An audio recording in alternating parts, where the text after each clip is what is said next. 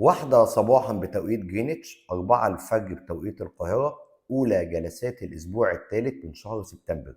الذهب الأسبوع اللي فات يوم الجمعة قفل عند 3643 وشغال في نفس النطاق العرضي اللي كنا اتكلمنا عليه وفضل شغال فيه طول الأسبوع اللي فات ما بين 3657 و 3614.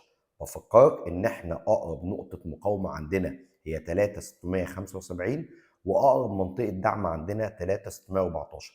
يوم الثلاث والاربع اجتماعات الفيدرالي، ويوم الاربع الساعه 9 مساء بتوقيت مصر هيكون خبر الفايده، والمتوقع ان هو يكون 25 نقطه اساس، والاسواق مسعره على كده. ولو التخفيض طلع 50 نقطه اساس ده هيكون سلبي جدا للدولار وايجابي للذهب.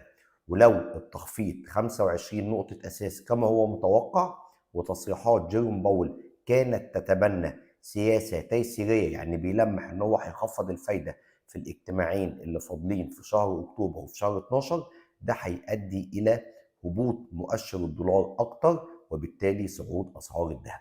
اما فيما يخص اسعار الذهب المحلي، عيار 21 4910، عيار 24 5610، الجنيه الذهب 39 720.